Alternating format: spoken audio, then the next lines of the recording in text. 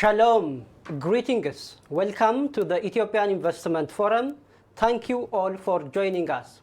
I'm Lulsagat Tadasa, a diplomat at the Ethiopian Embassy here in Tel Aviv. I will moderate the virtual forum. This Ethiopian Investment Forum is a platform organized by the Ethiopian Embassy in Israel in collaboration with the Israel-Africa Chamber of Commerce. Today, we will bring together Ethiopian government officials with businesses, with the Israeli business community, investors in the agriculture, manufacturing industries, and the technology sector. This event gives participants the opportunity to explore the new investment environment in Ethiopia. The forum has two parts. The first part is an introductory session where we will listen to the keynote speech and welcoming remarks. The second part is the panel discussion where we have panelists making presentations on the investment opportunities of Ethiopia. Finally, we will have a question and answer session as well as an interactive discussion. Now, I will invite His Excellency, Mr. Rata Alemu Nega, Ambassador Plenipotentiary and Extraordinary and Special Envoy of Ethiopia to the State of Israel to deliver his welcoming statement. Ambassador, please.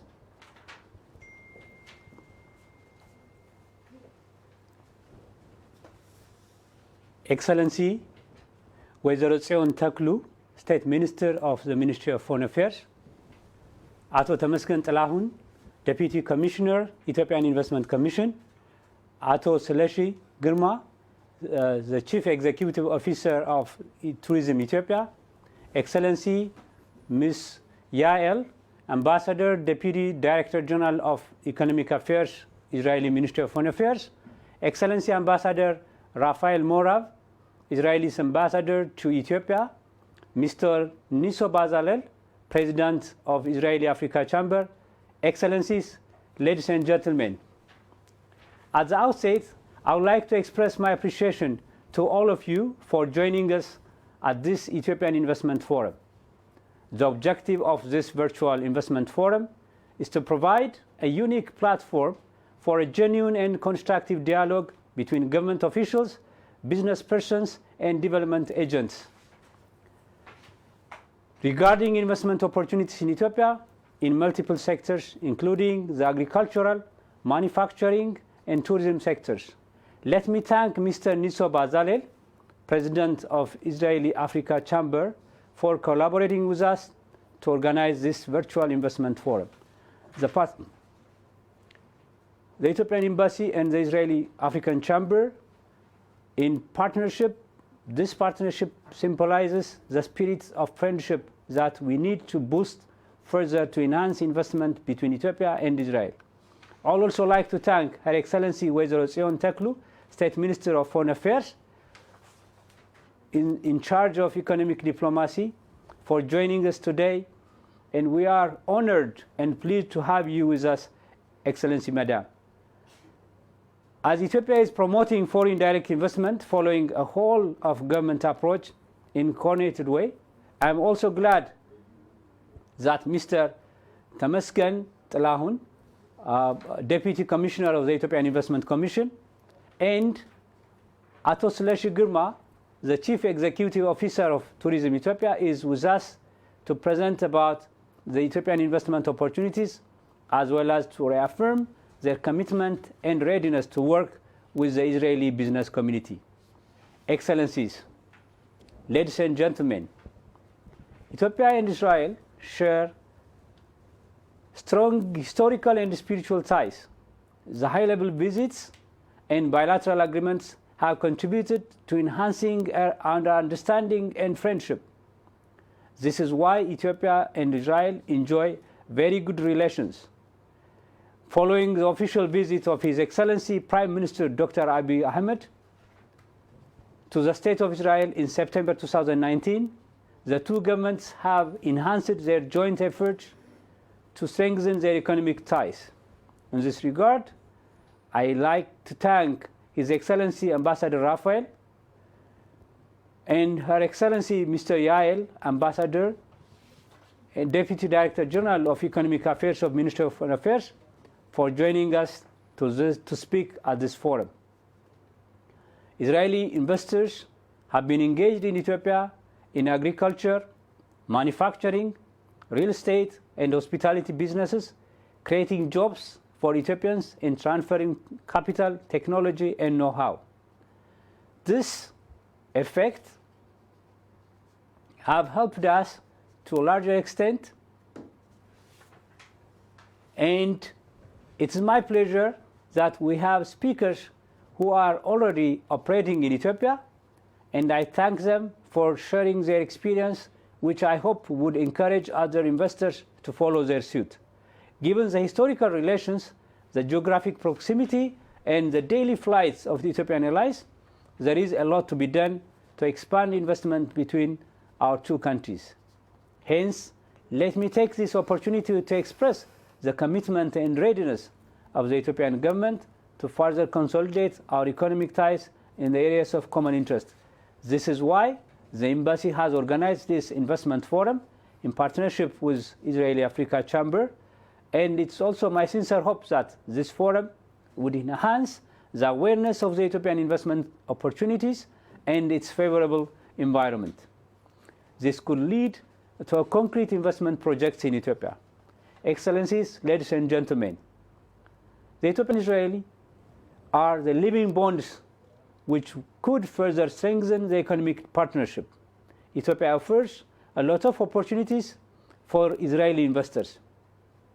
Many Israeli companies have invested in different sectors in Ethiopia. Moreover, more Israeli entrepreneurs are interested to engage in the new investment sectors. There is a prospect, an encouraging prospect to attract more foreign direct investment from Israel to Ethiopia. As a part of our economic diplomacy undertaking, we are expanding our efforts in search of potential investors. Today, you will be hearing from high-level officials about conducive atmosphere for investment in our country. I'm also hopeful that you would find presentations resourceful and useful to encourage you to come and invest in Ethiopia.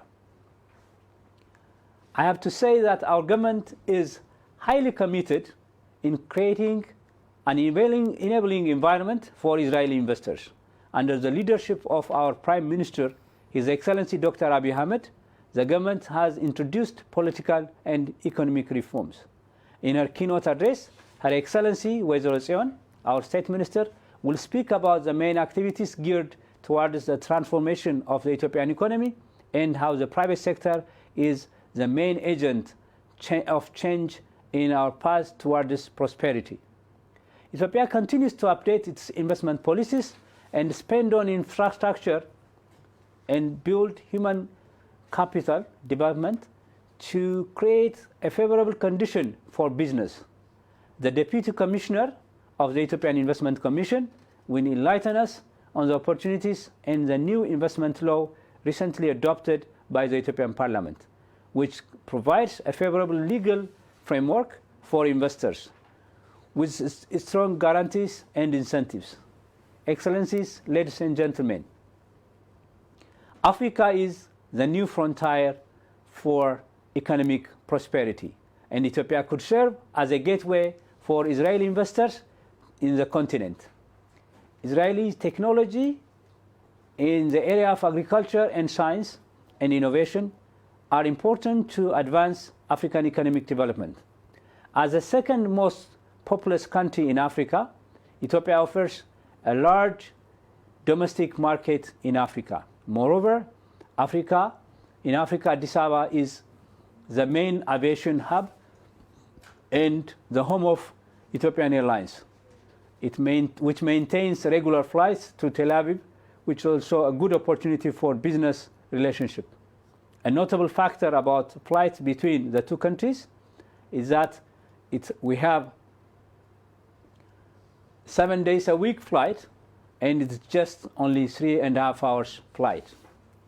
The Israeli Agency for International Development, MASHAP, continues to operate in Ethiopia, promoting new business initiatives. The Avocado Project is one of these initiatives. These initiatives could be further strengthened through coordinated deliberative among stakeholders. I'm grateful that we have the Israeli development organizations that are going to share their experience in this regard. We should also work together to create long-term solutions to address the challenges. Through such forums, I believe that we could discuss the challenge in the private sector and address them together with a genuine spirit of partnership and collaboration. Let me take this opportunity to express the readiness of the Ethiopian Embassy to continue to closely work with you to increase investment between Ethiopia and Israel. I thank you again for joining us, and now I would like to invite Her Excellency Wezero Tzion Teklu, State Minister, to deliver her remarks. Thank you. Excellency, you will take the floor.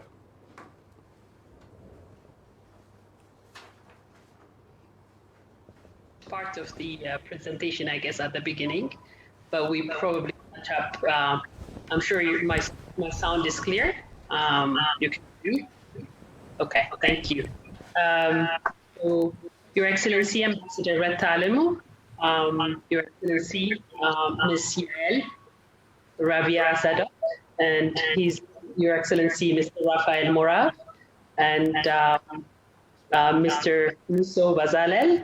I would like to send a briefing from Ethiopia. Would be the right greeting to say, I guess, at this COVID time. And I hope you and your loved ones are keeping safe. Let me begin by thanking organizers of this virtual investment forum, mainly our embassy in Israel and the Israel Africa Chamber of Commerce. Thank you very much for bringing this opportunity for us to be able to liaise with the Israeli community in this sense.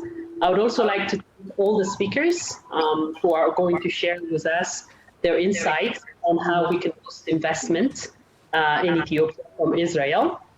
It's an honor for me to join this forum and make an opening remark, of course. Allow me to recognize again His Excellency Ambassador Morav, and also Her Excellency Yael Ravia Zadok, Deputy Director General of the Economic Affairs of the Israeli Foreign Ministry, whose presence demonstrates the true friendship, the closeness between our two countries and our common endeavor to promote our economic ties. Ethiopia and Israel have centuries-old historical ties and friendship that has been strengthened through high-level visits. Last year, on September 2019, our Prime Minister, Dr. Abiy, visited Israel. One of the major understandings reached was to work together to strengthen our economic relations in areas of investment, technology transfer, trade, and tourism. Today's forum is part of our effort to invite the Israeli community to take part in the investment, in the trade, in the technology transfer, in the tourism in Ethiopia. Since His Excellency Prime Minister Dr. Abiy assumed leadership, the Ethiopian government has been committed and taking important actions to promote political and economic reforms to ensure freedom and prosperity. One of the reform measures has been to create a private sector-led inclusive and sustainable development. In this regard, the adoption and implementation of homegrown economic policy, the liberalization of the telecom, logistics, and aviation industries are clear instances of our commitment to economic reform. Hence, our government has been taking critical measures to create a more conducive and favorable business environment to attract foreign direct investment. We have continued to make doing business as easy as possible by cutting unnecessary procedures. That is the ease of doing business. The Ethiopian government invites foreign investors, technology companies, importers, as well as tourists to foster a long-term partnership for mutual benefits. the ongoing economic reform process and the new 10 years economic development plan aim at prosperity through structural transformation. The government believes that the private sector is the main engine of economic growth, and FDI, foreign direct investment, is important for our economic development. We acknowledge that some corporates prefer to engage in financial investment, others opt to make strategic investment, and some choose impact investment. Ethiopia needs all types of investments. Our government is working to accelerate the economic transformation and to bring prosperity through, among others, rapid growth of agriculture and industrialization process. In transforming our economy, we are committed to boost productivity and build productive capacity. We are dedicated to increase investment in manufacturing sector while import penetration rates continue to rise. As you will listen from the Deputy Investment Commissioner, we are committed and ready to forge sustainable partnership with the private sector in multiple fields by providing several incentives and building the necessary infrastructures to boost the competitiveness and efficiency of the business community. We have improved economic infrastructure. We introduced competitive incentive packages. In the face of fierce competition among emerging economies to attract foreign direct investment, we have sustained international investment promotion efforts. And some of it that the Deputy Commissioner will discuss is the improvement of the investment law, which recently took place. Ethiopia is one of the fastest growing economies in Africa and one of the largest markets in the continent, with stable climate for investors, endowed with rich in natural resource and extremely fertile land. With a population of over 110 million and rapid economic growth, Ethiopia has a young and trainable labor force. Ethiopia is a regional hub with access to a wide market, mainly because of Ethiopian Airlines and as well as the strategic position we hold. The Ministry of Foreign Affairs, in collaboration with the Ethiopian Investment Commission and the private sector, has been working to organize investment forums to create awareness about investment opportunities in Ethiopia, as well as investment regulations. Ethiopia has introduced a new investment law that facilitates investment while offering a lot of investment incentives to private sectors. Today's forum is part of our coordinated effort to reaffirm our commitment and readiness for investment, as well as an opportunity to exchange views with Israeli business community who are operating in Ethiopia, with those potential investors interested in coming to Ethiopia. Therefore, I would like to invite and strongly encourage the Israeli business community, as well as tourists, to come and invest and visit Ethiopia. Israeli business community, as well as Israeli tourists, are uniquely positioned to seize this opportunity, given our historical people-to-people ties, and also the geographical proximity and the daily flight that takes place with Ethiopian Airlines. We have an excellent relationship, and the investment protection and promotion agreement signed between Ethiopia and Israel paves the way for robust business engagement. We should also take advantage of the Beta Israel community, who has been a permanent human bond between our two friendly countries. I call on the members of the community to consolidate their continued efforts to further enhance our economic relations. Our government, and particularly the Ministry of Foreign Affairs, with our embassy present in Israel, and are committed and ready to work with you and to support you in any way possible to facilitate your investment, your visit, your companies to come and work on projects in Ethiopia for win-win partnership. Ethiopia offers considerable opportunities for Israeli investors, in which the ministry plays a facilitation role in all sectors. I believe this forum would contribute to further strengthen our economic ties with Israel through a long-term and impactful investment. I wish a successful discussion. Thank you. Thank you very much, Excellency, for your comprehensive statement, which sets, I believe, the right tone for our discussion. Much appreciated, Your Excellency. Our next speaker will be His Excellency Ambassador Rafael Morav, Israel's ambassador to Ethiopia. It's my honor to invite you to deliver your statement. Excellency, you have the floor. Thank you very much, Ambassador Reta and the Embassy of Ethiopia in Israel, for inviting me to the Invest in Ethiopia Virtual Forum on the occasion of celebrating 30 years to the resumption of Israel-Ethiopia diplomatic relations. It is a great pleasure and honor for me to participate in the forum, as I find that the level of our bilateral economic relations somehow do not reflect neither the friendly and close relations between our two countries, nor the great potential of investment opportunities in Ethiopia. I'm very happy to see in this forum many Israeli and Ethiopian friends committed to promote business cooperation. Among them, Her Excellency Mrs. Zion Teklu, which we have just heard, State Minister at the Ministry of Foreign Affairs, who demonstrates by her presence with us today the commitment of the government of Ethiopia to deepen the economic bilateral relations.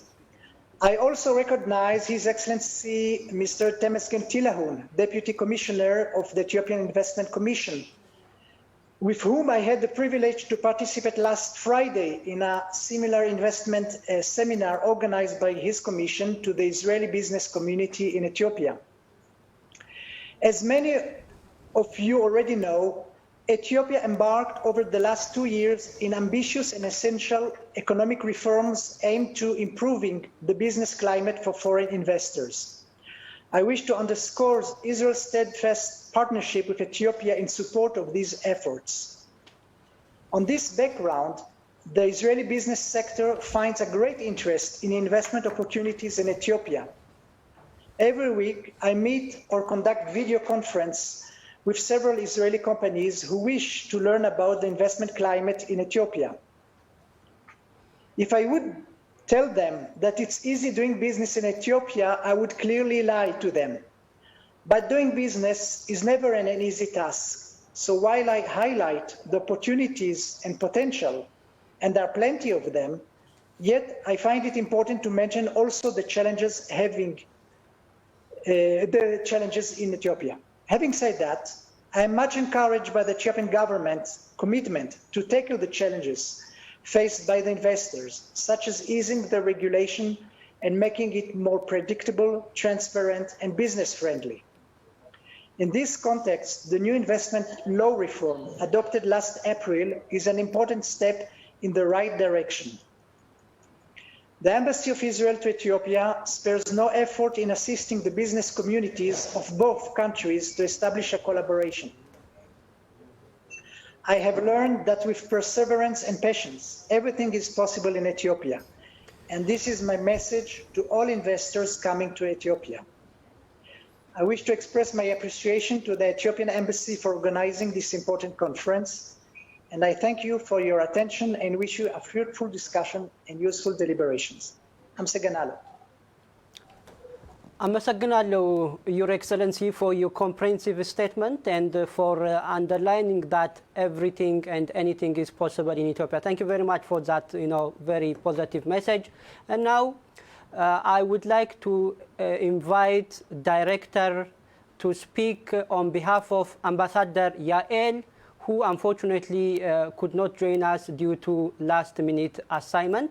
But we are very glad that Ms. Mahel Gay Aria, Director of the Africa Affairs at the Economic Department of the Ministry of Foreign Affairs, is here with us to deliver the ambassador's message.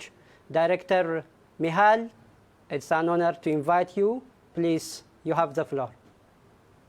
Thank you very much, and I would like to thank Ambassador Reta and the whole embassy staff, Embassy of Ethiopia and Israel, for hosting this important event, and to salute Her Excellency Zion Teklu and His Excellency Temesgen Tilahun for being with us today, highlighting the importance of this event today.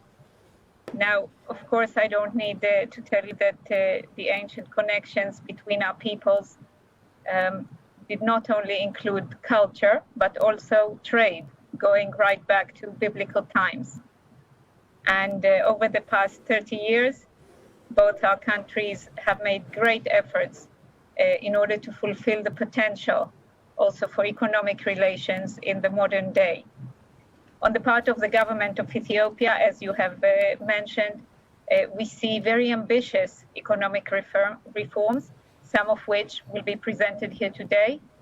And I wish, on the part of my government, to express our deep appreciation and support of this process. On the part of the Ministry of Foreign Affairs Economic Division, together with the Israeli Embassy in Addis, please note that we are working tirelessly on all levels to facilitate business activities between us, whether G2G, B2G, B2B, and addressing aspects of finance, which are of course also crucial to our success. If I can give a little bit of detail, on the B2B level, as you know, there is no trade attaché in Addis, and therefore our ambassador and his staff are investing immeasurable time and effort to make the right connections between our business communities. No email and no phone call are left unanswered. So I would like to say to the Israeli investors here, we are here for you. Please get in touch with us. We will do everything to assist. On the G2G level, as has been mentioned before, we have seen a very close dialogue at the highest echelons. We have seen visits of heads of state from both countries over the past few years, usually with a very large economic delegation. We have seen the close relations between Ambassador Morav and the Ethiopian Investment Commission, again working to facilitate investment even further. Another example of our work together has led to the removal of customs and other taxes on agricultural inputs, facilitating the import of agricultural machinery and technology from Israel to Ethiopia, thus benefiting the agricultural sectors on both sides. On the issue of finance, of course, this is a major challenge for those seeking to do business in Ethiopia and beyond. I would like to mention that the Ministry of Foreign Affairs have a representative in the Israeli Foreign Trade Risks Insurance Corporation, ASHRA, and we are working very hard to increase the insurance limits for Africa. We are also investing efforts in improving access and opportunities for Israeli businesses to work with international institutions who are active in Ethiopia. Regarding the fields where we see complementarity between the conditions on the ground in Ethiopia and Israeli capabilities, much has already been said. I would not like to repeat it. You can just sum up that all fields of sustainable development of Ethiopia certainly should be our focus. So I would like to sum up with a basic message for those seeking to do business in Ethiopia. First of all, we would like to encourage you to examine the many investment opportunities. We are aware that even with the new reforms, there are still some challenges that remain. On this issue, you will have our full support as the Ministry of Foreign Affairs and the Embassy. We will do everything in our power to help you overcome these challenges in close collaboration with our Ethiopian friends. As also mentioned, Israel has a very important competitive advantage in doing business in Ethiopia, as we do not only have the technology, we also have the people, the Israelis of Ethiopian origin, many of whom are highly capable and highly motivated to act as a bridge between our business communities. We know that also in Ethiopia, there is a very dynamic and technologically oriented young generation who are waiting for our call. The combination of all this leads us to expect over the next 30 years a very deep economic cooperation and growth for the benefit and prosperity of both our peoples. Finally, the final word, I would like to express our gratitude to Ambassador Morav, who has invested his heart and soul for the past 3 years in promoting economic activities between our countries. Ambassador Morav is finishing his mission soon, but the impact of his work will continue. Thank you very much.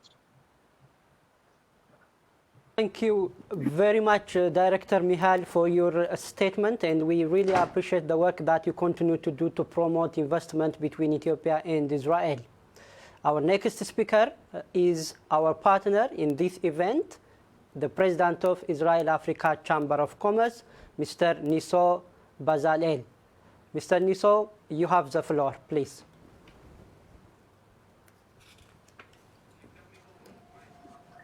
Good morning, all. On behalf of Israel Africa Chamber of Commerce and myself, I would like to thank you for enjoying us to this special economy forum. I think Africa for Israel, it's a very special country, not because Ethiopia large country, not because Ethiopia close to Israel, because the Ethiopia have for Israel to Africa. So it's like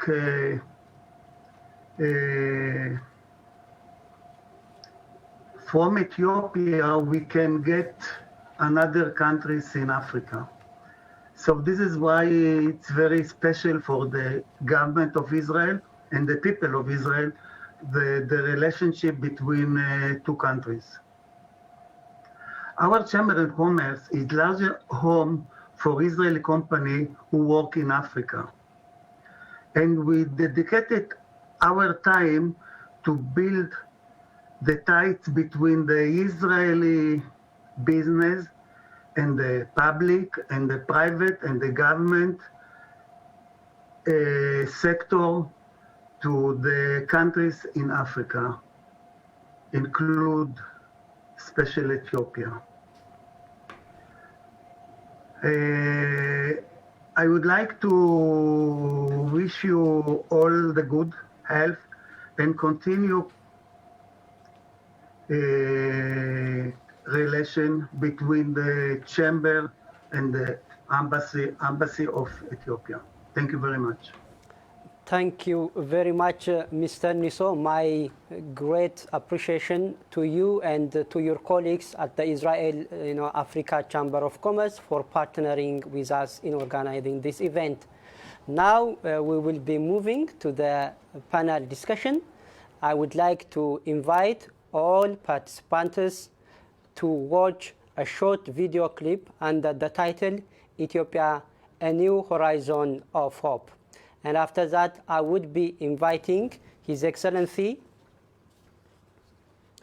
Ato Tamasgen, the Deputy Commissioner for the Ethiopian Investment Commission, to deliver his presentations.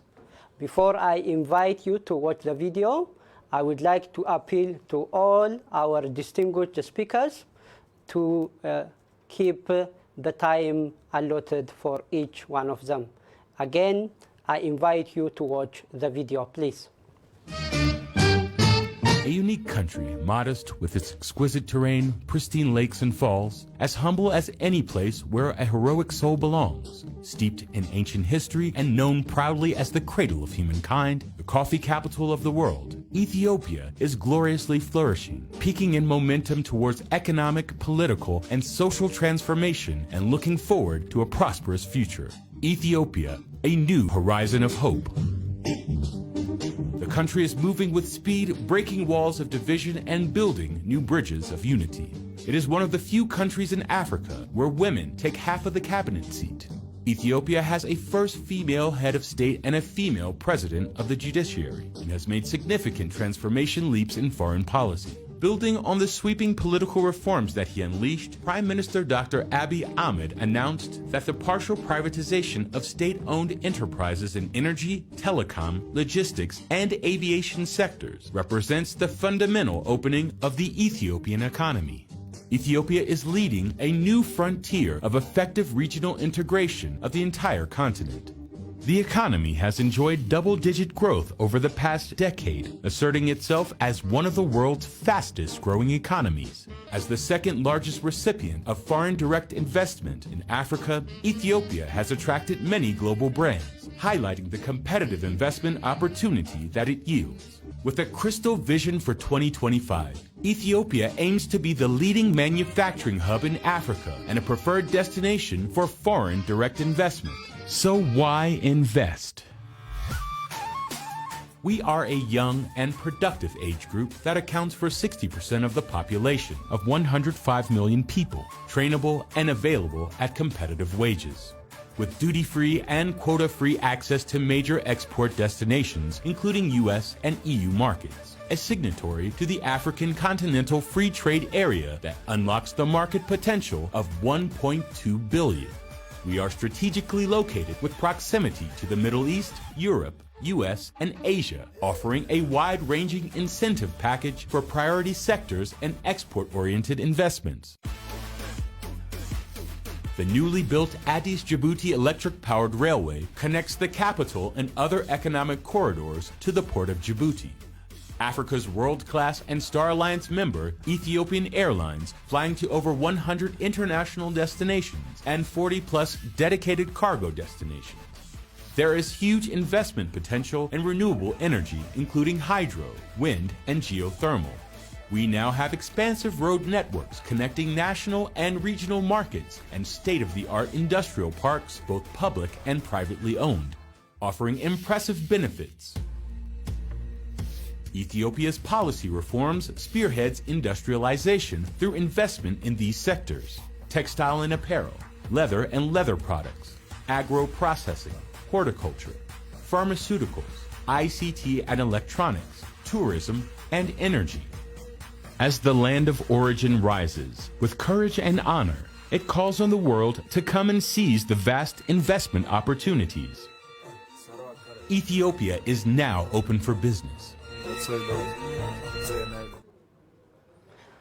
Mr. Temesgen Tilahun is currently leading the Policy Research and Improvement Division at the Ethiopian Investment Commission, focusing on investment climate improvement initiatives. Mr. Temesgen is also a member of the Ethiopian Investment Commission Executive Management Team in charge of developing and executing key strategic decisions of the Commission. Mr. Temesgen, thank you very much for joining us. Please, you may continue your presentations.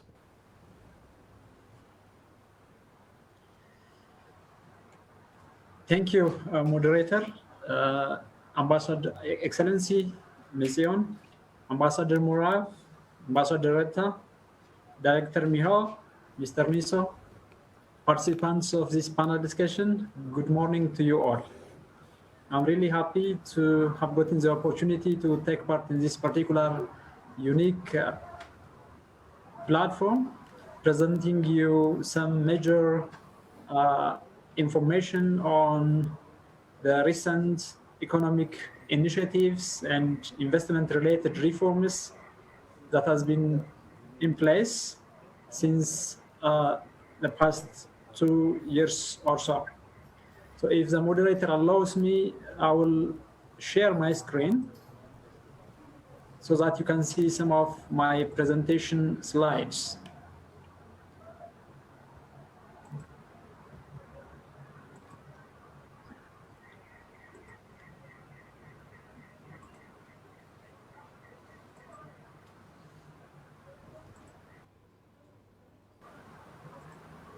All right, can you see my screen?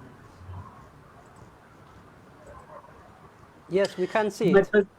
Okay, in my presentation, I'll be giving you a bit of background on investment records of the country, followed by a brief presentation on the general economic and investment-related reforms, with a particular emphasis on the new investment law and its new discoveries, and somehow the doing business initiatives and the reforms in the past 1 year or so, followed by a brief description of the priority sector that we are promoting now as an investment opportunity, and somehow the incentives and the comparative advantages that Israeli investors might have in considering investing in Ethiopia. As you all know, of course, Ethiopia is, of course, one of the large states in the world geographically, with a population of more than 110 people and a geographic area of more than 1.1 million square kilometers. And of course, Ethiopia is a federation composed of 10 regional states and 2 administrative cities, Addis Ababa and Dreddawa. This is just to give you a brief highlight on the general political and geopolitical facts of the country. Speaking of the investment performance that Ethiopia has in the past, of course, to everyone's know-how, Ethiopia has registered an impressive foreign direct investment attraction record in the past 3 to 5 years. As a fastest economic growth country in Africa and of course in the world, our record in terms of attracting FDI is also commendable. Ethiopia has been one of the 5 top FDI destinations in Africa. And of course, one can mention the 4-fold increase in FDI flow into Ethiopia from the year 2013 to 2018, reaching a peak of 4.2 billion in the year 2017. The FDI flow into Ethiopia somehow reached an average of 37.5% of the overall economic GDP of the country. Our record in the past couple of years basically attributes to the government's intentional focus in promoting light manufacturing industries and basically the phenomena of industrial parks. These were the 2 major, or the 3, you can say, the policy and the basic infrastructural development aspects made us to be one of the favorite investment destinations in Africa. As a matter of opportunity, of course, Ethiopia managed to be a destination of major brands in basic sectors like textile and apparel, light manufacturing, and even in the services sector, attracting big names into the economy. So the question now we are asking at the Ethiopian Investment Commission and at the government is that what efforts are we taking to sustain this particular momentum that we have been having in terms of registering impressive investment attraction record? The answer could be, of course, very clear. The government is undertaking key reforms. In the past 2.5 years, basic reforms are underway, both at political, economic, and societal level. To our relevance, of course, the economic and investment-related reforms and the reforms to creating conducive and enabling investment environment and the targeted sector-specific reforms on priority sectors are major reforms that we believe are our comparative advantages into maintaining the momentum of impressive FDI attraction records that we have had in the past.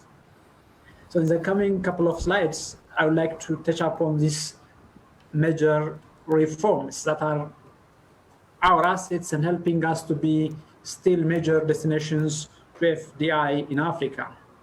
So one can mention the homegrown reform agenda that has been rolled out by the government in the past 1.5 years, which basically focuses into three major pillars. One is addressing the macroeconomic challenges by coming up with major macroeconomic reform packages. Basically, this is targeted to correct the FX-related challenges that we have and controlling the inflation record of the country and improving access to finance basically for the private sector. And the structural reforms are there mainly to ease the business doing environment and somehow creating a conducive environment for the private sector to act. And the sectoral reforms are there to tap the potential that the country has in terms of continuing the growth momentum and economic growth performance of the past years. And overall, a homegrown economic reform agenda is meant to creating more jobs and assuring an inclusive economic growth and reducing poverty and creating a path to a prosperous economy. Basically, maintaining the growth record and addressing the inherent and current prevailing challenges on the economy, and as well as creating new opportunities for the private sector.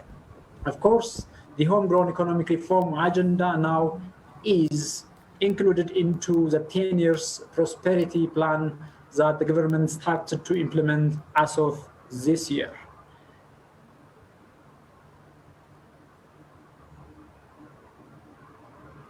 So basically, this opening up of the country as part of the privatization agenda that has been stated by Her Excellency Zion, and as you have heard on the video that was played earlier, we have had the macroeconomic reform and the regulatory reforms and the investment climate reforms, and of course the regional reforms that could encompass the internal economic reforms that were underway.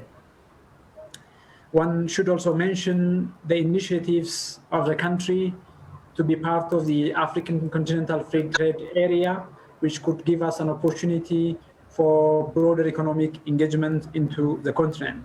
The fact that Ethiopia is also aspiring to reinitiate its negotiation to accede the WTO accession is also one major global initiative that is putting a leverage on the economic growth trajectories in the past as such. So specifically to our context, as part of the overall economic reform agenda and the macroeconomic reform agenda, the government has also come up with a specific sector reforms, including the investment legal reform. So it has been more than 6 months now since we have a new investment proclamation followed by a regulation, which is mainly there as part of the national initiative for making Ethiopia more open to business, basically more open to investment, private sector investment. As such, we have now a new investment law, which we expect will modernize the investment climate and the regulatory framework that we have, and will align Ethiopia's reform agendas across spectrum and consolidate, of course, the practical rule-based reforms that we have been undertaking in the past 5 or so years before, and also modernizing the investment service provision that we have been giving to our investors, existing ones as such. So what are the major changes as part of the new investment proclamation or regulation? Of course, one can mention here the major change is, of course, that of a change from making a kind of positive listing investment law into a negative listing investment law. Our previous investment proclamation, of course, provides very selected lists of sectors and sub-sectors to be open for basically foreign direct investors, closing all the rest to domestic investors as such. But the new law reserved very few sectors to the locals and created more opportunity for public-private partnership with the government and partnership with local investors as such, and providing wider opportunity for foreign direct investors to consider investing in a range of fields. So specifically, of course, we have 3 areas of investment as part of the new investment regulation. These are areas reserved for joint investment with government. Some 5 sectors are reserved for a public-private partnership modality investment, and some 7 sectors are reserved to joint investment with domestic investors. And more than 32 specific sectors are given to domestic investors, or exclusively given for domestic investors. Actually, somehow these local sectors reserved for local investors have exclusions. For example, one can raise wholesale trade, retail trade is reserved for domestic investors, but it excludes retails on electronics commerce or electronic platforms. So even if we have a list of investment sectors which looks like that these are reserved for locals, but still there are exceptions or exclusions where we allow for investors to engage. On top of that, the Ethiopian Investment Board is given the mandate to see and revise sectors of the economy which are reserved for domestic investors to be open for foreign as the need arises. One important reform that Thank you very much. No, I'm not. one have to see on our new investment law is on the conceptual definition. The definition given, for example, for investment is broadened, and also the definition given for capital is broadened, and the definition given for the term investors is more clarified. These were critical definitions that are very good inputs for our investors to understand the investment regime in Ethiopia. For example, in our previous law, the definition given for investment in general excludes a kind of property acquired by a given investors in whole or in parts, or to expand or upgrade existing enterprises as such. But the new law provides or gives a comprehensive definition for investment to include acquisitions as well. The term given, a definition given in our previous law for capital now is broadened to include intellectual property rights or tangible and intangible business assets to be part of it. Basically, this is very much supportive for the creative industries like investments in the IT sector. So these are somehow, this looks somehow easy, but these are important components of our new law. When it comes to minimum capital requirement, of course, there are not significant changes as such, because we still require new companies to register at least $200,000 for a single project, but still there are exceptions. The exceptions left in the new investment regulation are, for example, a reinvestment of profit, conversion of private limited company to a share company, and as such, individual shareholders, when they invest again in Ethiopia, might not be required to show a minimum capital to the new project. And also buying an existing foreign-owned enterprise, we might not require the minimum capital to be deposited as such. The general philosophy behind requiring minimum capital, of course, is somehow to preserve the capabilities of SMEs, small and medium enterprises, so that they can activate their economies, their enterprises, without any significant domination from any foreign company. Somehow to see the investment protection, the guarantee and facilitation service related discoveries in our new regulation, one can see the non-expropriation articles, which is clearly stipulated on our new directives, and why the conditions on which we cancel or expropriate, and the procedures that we need to follow in doing so are clearly stated in our new regulation. The right to repatriate profits are clearly stated in our new law. And of course, foreign loans for investment is allowed on our new investment regulation. And when it comes to work permits administration, now we have a clear direction given on the new proclamation, and as such the regulation clarified the condition for us to issue a work permit for our investors, which includes actually the rights of issuing work permits to spouse of investors, and actually a non-conditional renewal of work permits for top management members of enterprises.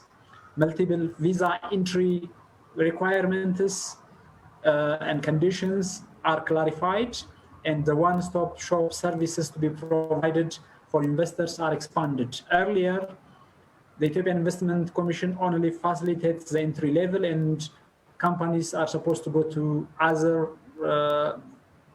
horizontal ministries and institutions like the Ministry of Trade and Industry, but now the one-stop service is stated to be provided by the Ethiopian Investment Commission throughout the lifespan of any single investment. As part of our initiative to create a predictable and transparent investment climate, the grievance handling and dispute settlement mechanisms are well clarified in our regulation, and the IIC is given a mandate through the board to see all grievances and provide appropriate answer for investors' claims as per the procedures stated in the law. And systematic investor grievance handling mechanism, which is created as a unit in the IIC, is a new discovery that could give more opportunities for our investors and actually put confidence on the new structure and system when it comes to solving disputes. And a new discovery... Excuse me, Mr. Temesgen, we are really enjoying your excellent presentation, but allow me to remind you, you have a few minutes, please. Thank you very much for the reminder. I will be very brief in the remaining slides and leave the session for question and answer. So the Intergovernmental Relations Council also is a new invention which provides a very good streamlined services for investors from the federal to the local. AIC is also given a broadened mandate, like regulating brownfield investments and exclusive role on work permit issuance and visa facilitation and the likes. The one-stop service includes all the services previously availed, including an office reserved for hearing grievances to the board as well. The other national initiative, of course, this has been mentioned a lot, is doing business intervention, which we coordinate at the Commission. In the past 1 year or so, we managed to reform more than 80 laws, from starting business to enforcing contracts. These changes are enabling us to make Ethiopia more convenient to foreign investors to enjoy.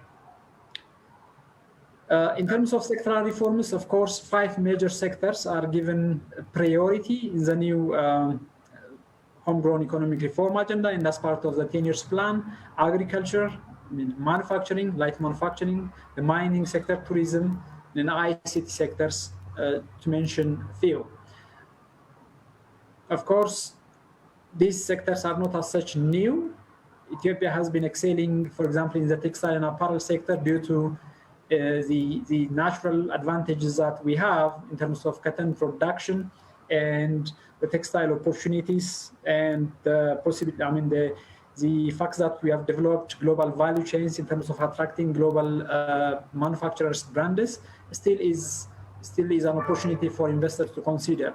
Leather and leather products manufacturing will continue to be our priority to promote for our investors.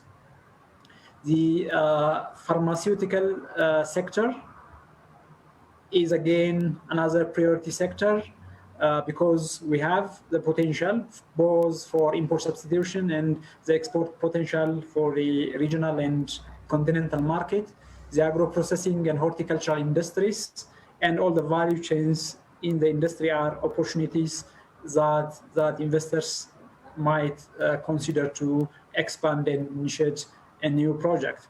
The tourism sector is a new investment opportunity, and the ICT sector, as part of the new vision of the government to create a digital economy, an economy that's supported by e-commerce, is still there. So we encourage companies to engage in IT application and IT equipment manufacturing and IT services sectors as such. So the energy sector and the mining sector still are our priorities, and the competitive and comparative advantages that Ethiopia has for Israeli enterprises will still be the same. I mean, we have an active and trainable labor force. It is still a fast-growing economy. In the year 2020, at least the government declared that we have grown by 6.1%, and the geographic proximity to the world's market, Europe, America, and Asia, basically the proximity that we have between Ethiopia and Israel is an advantage that companies can exploit. The preferential treatment in the US as part of AGOA and to Europe as part of the Everything But Arms agreement that we still have are comparative advantages for our investors to exploit. And the investment administrative system still is commendable. The Ethiopian Investment Commission, we have an oversighting structure, the Ethiopian Investment Board, which is chaired by the Prime Minister of the country himself. So these are important advantages for us. And the incentive packages that we have had, the fiscal ones, income tax exemptions, customs tax exemptions, and the likes are still active. And new incentives regulation is about to be ratified by Council of Ministers, which expands the incentives that we have had before, and the infrastructural development, both the air flights, the Ethiopian Airlines as an advantage of cargo services for our companies to their markets, and the roads networks that is still expanding, the railway services between Ethiopia and Djibouti, and the extensive investment of the government to the energy sector, and the industrial parks development still are the advantages for Israeli companies to exploit expanding investment into Ethiopia. I thank you very much. If you have any specific question to raise, I will be ready to answer. Thank you once again for the opportunity. Thank you very much, Mr. Temesgen. Definitely, we will come back to you in the interactive session, and we really appreciate for your comprehensive presentation, which showed the multiple investment opportunities as well as the favorable investment climate in Ethiopia. Thank you very much again. Now, let me invite Mr. Sleshi Girma, the CEO of Tourism Ethiopia, who will be speaking about the investment opportunities in the tourism and hospitality sector. I appeal to Mr. Sleshi to stick to 5 minutes of presentation. Thank you very much, Mr. Sleshi. Please. Thank you so much, Embassy of Ethiopia, Ambassador Reta, and the Israel Africa Chamber of Commerce for organizing this very relevant session. Your Excellency, Wazir Zion, State Minister for Foreign Affairs, Your Excellency, Ambassador Rafael Moram, Your Excellency, Ato Temesgen, Deputy Investment Commissioner of Ethiopia. I really appreciate that you invite Tourism Ethiopia to take part in this. So, as it has been already explained, tourism is a reform agenda already. And this is a key pillar to develop the country in economy.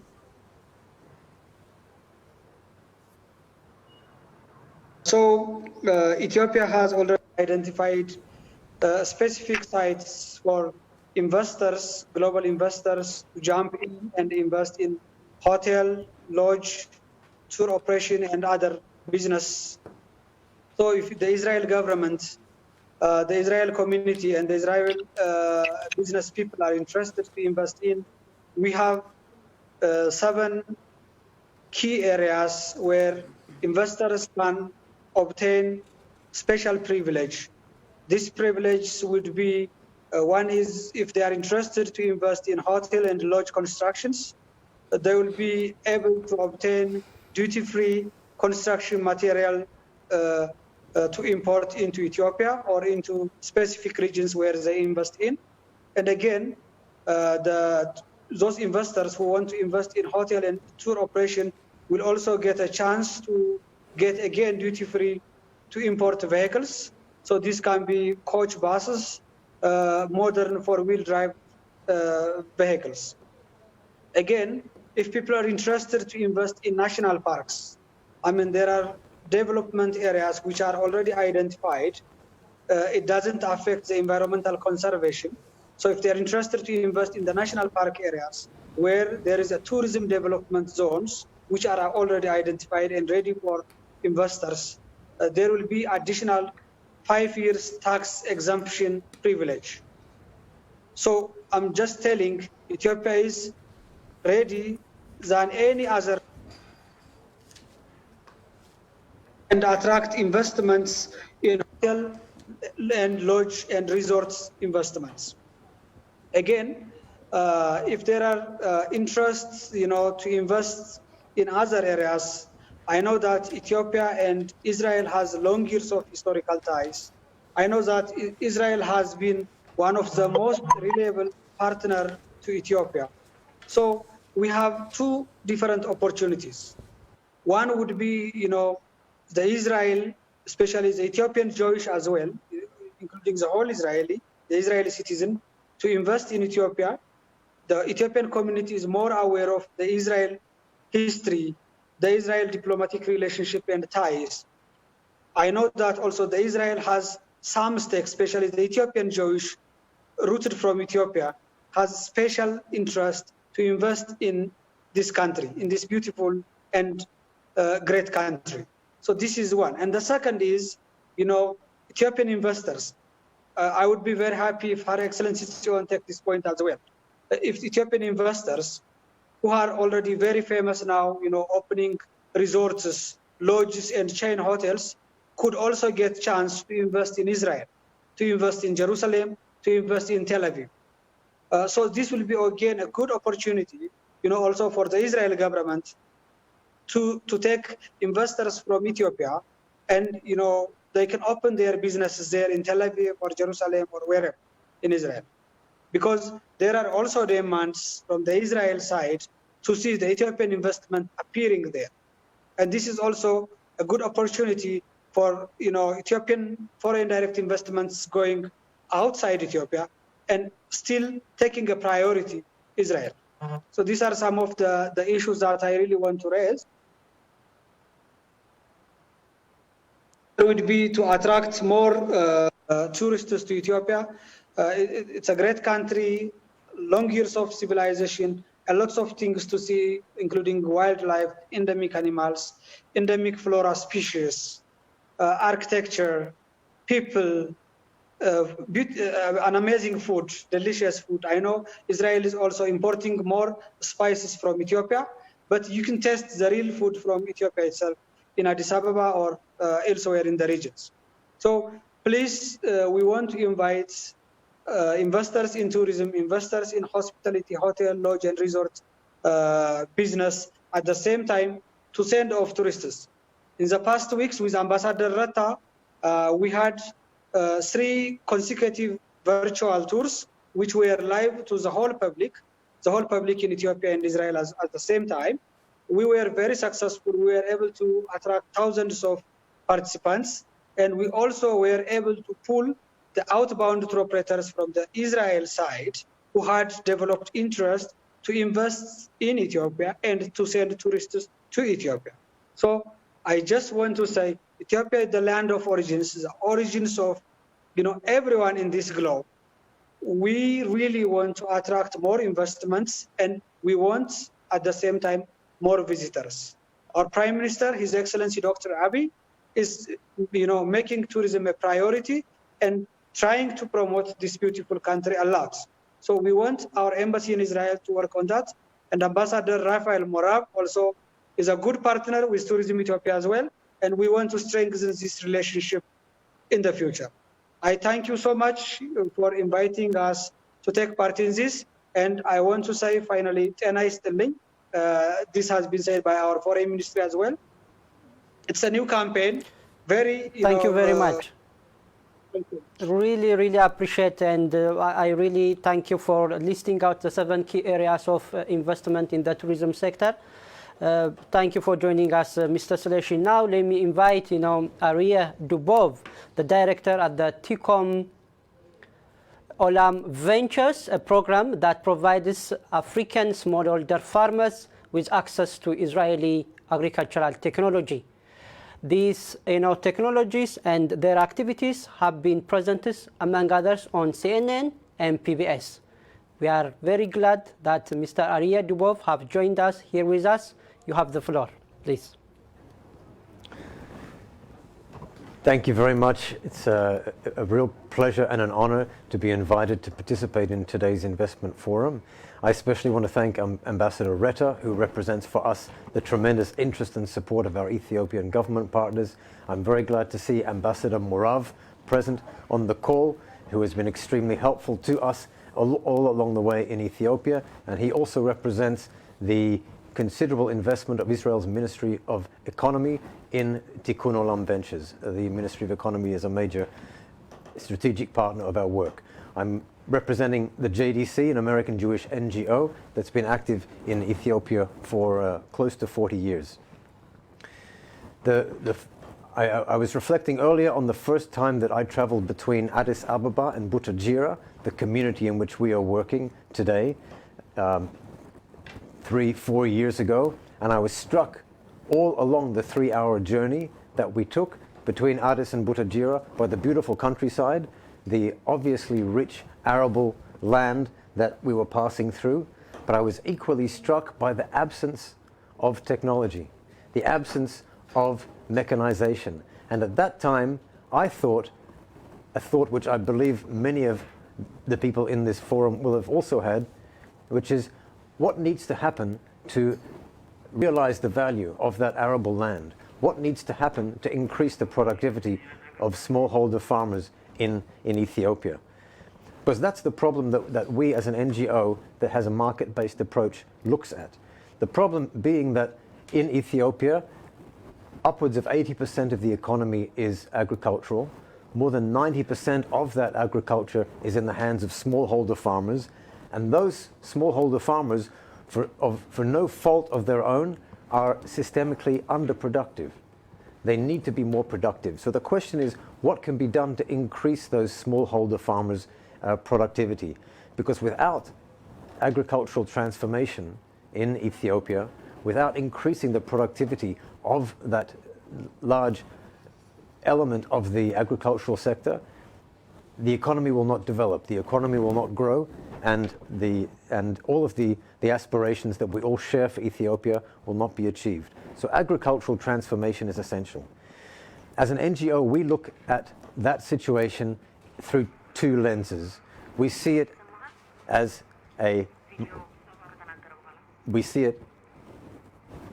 market failure, and we see it as a social problem, because we are an NGO that takes the market-based approach to international development, which says that the solution to social problems has to be by harnessing the power of the private sector.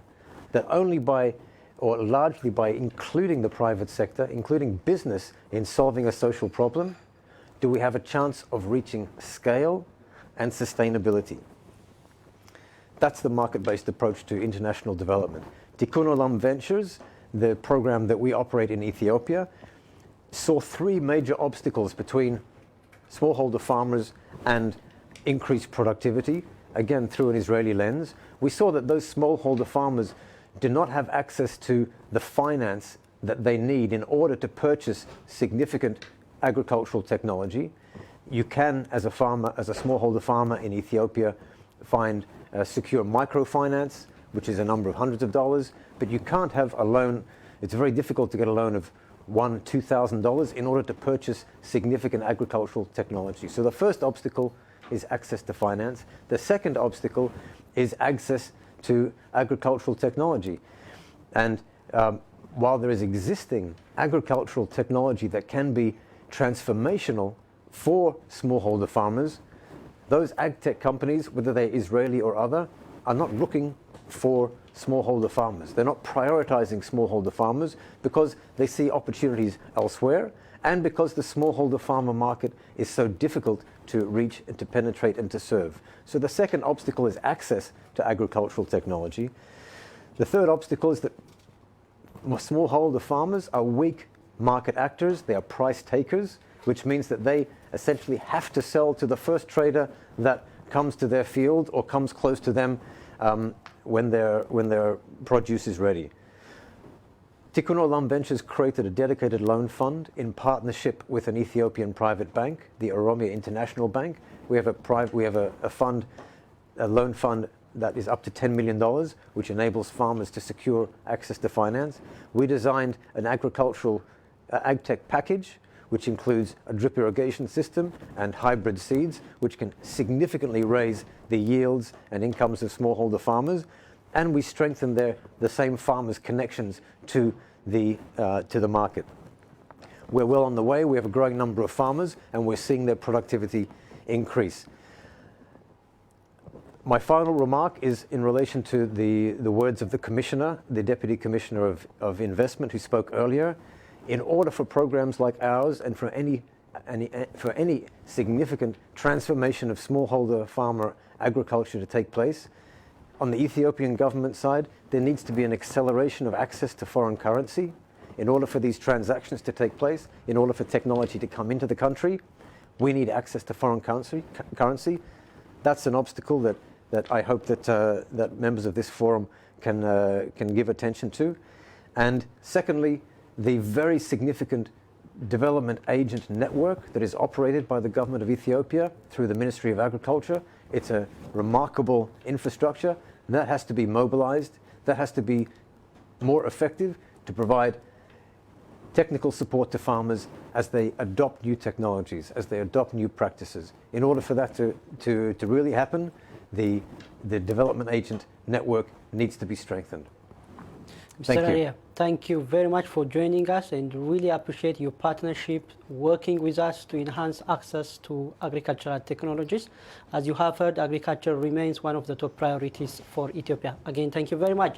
The next speaker would be Mr.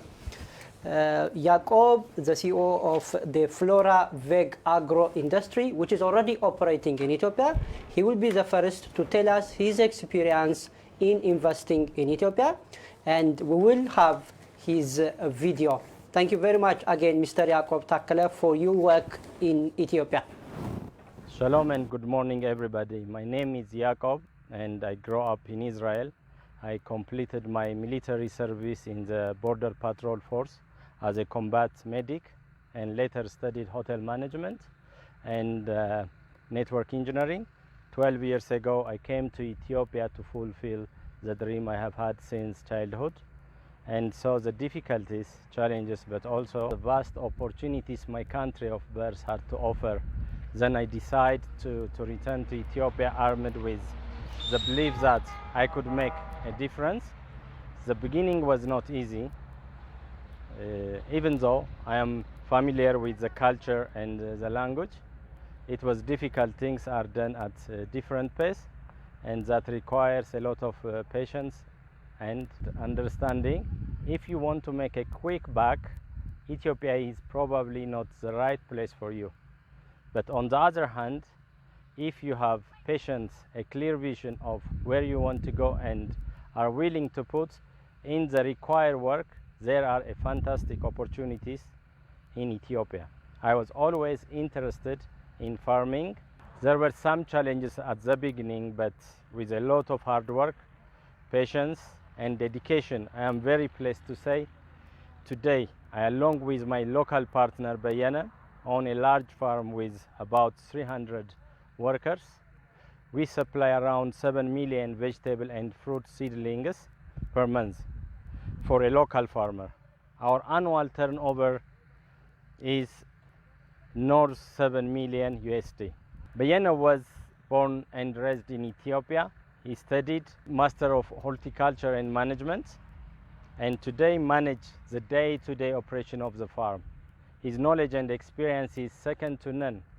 And as a result of our combined work, we are looking to expand our farm and open a new outlet within in Ethiopia, and hope to open our first farm outside of Ethiopia in Tanzania within the next year.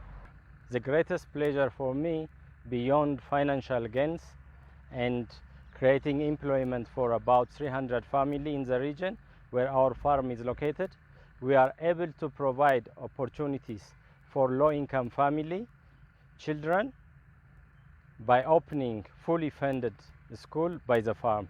Ethiopia is a beautiful, vibrant and exciting country with fantastic opportunities, and I am just one of many that have come to Ethiopia and built a successful business. I would like to take this opportunity to thank His Excellency, the Ethiopian Ambassador of Israel, Mr. Reta, who a few months ago on the trip back to Ethiopia took time to visit our farm. If you have any question, I am sure that with the new team in the Ethiopia Embassy, we'll be more than happy and willing to assist you. At the end, I would like to invite you to watch a short video about our farm. Later out, see you in Ethiopia very soon.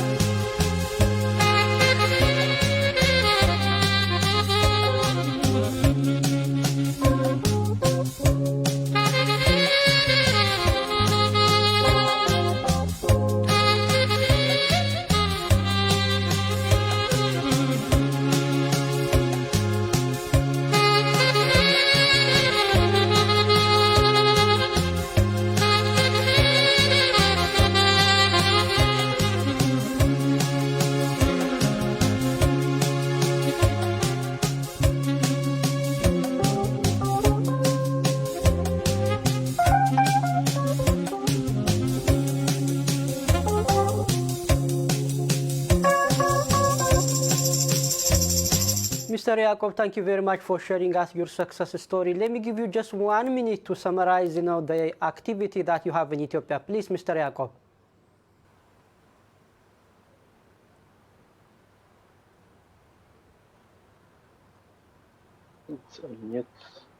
Thank you.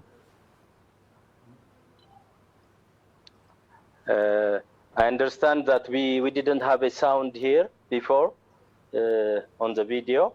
I will try to explain what I did say on the video in a short. I born in Ethiopia and I grew up in Israel. I finished my military service as a border patrol. Ato Yacob, we have heard all your success story. You may just give us, very briefly, the main activities that you have in Ethiopia. We have heard much of it, don't worry. Okay. But in Ethiopia, we didn't hear that. It's all right. We have heard you in Israel. In Israel, it's enough. So I invite everybody to come to Ethiopia. My activity is normally it's agriculture. And beside agriculture, I involve also in export business. We export around 300 containers of sesame seeds to Israel, and we do also production of hybrid seeds, and we export the hybrid seeds to Israel and America, Holland, and France. Thank you very much. These are the main activities that we do now. Thank you very much. Much appreciated, both for your intervention as well as for the excellent video. And now allow me to invite another investor who is already operating in Ethiopia, Mr. Wubetu Worku, the CEO of Elsmed, the company that has been operating in the healthcare investment in Ethiopia. Mr. Wubetu, please.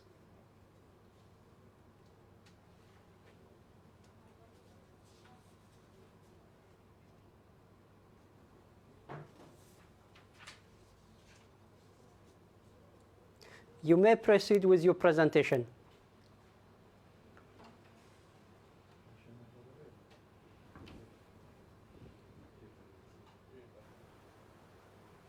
Okay. Can you hear me? Yes, we can hear you. Please proceed, sir. Okay. Thank you for giving me this opportunity. Your Excellency and distinguished guests. Elsmed Healthcare Solution is an Israeli company. The headquarters is in Israel.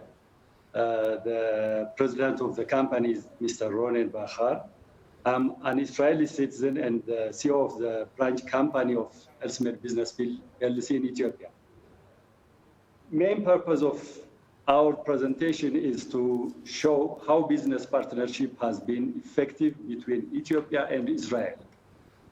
For the longest time in Ethiopia, until recent years, hospitals mainly treated infectious diseases. But now, due to an emerging burden of non-communicable diseases, the medical focus had shifted. So, to help bridge the gap in healthcare services, we established Elsmed Business PLC in 2013. To supply the most needed diagnostic medical equipment, like linear accelerator, MRI, CT, different kind of laboratory machines. Very importantly, in addition to service, Elsmed provides knowledge transfer by training its engineers abroad, for example, Israel, Germany, South Africa, and so on. We also train local hospital staffs. We did 3-4 times. We send local hospital staffs to Israel, around 30 staffs.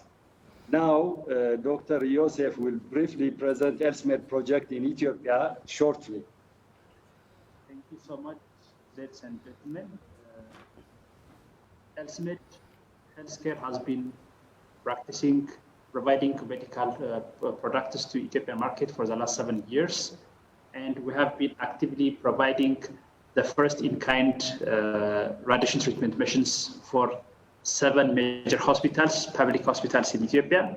And a couple of weeks ago, one of our nuclear accelerator has been inaugurated in the presence of Minister of Health, President of Addis Ababa University, former First Lady of Ethiopia, and it has been a big achievement. And ELSMED has been actively providing all the necessary transfer of trainings and manpower, and there has been a very good collaborations between Ethiopian hospitals and hospitals in Israel.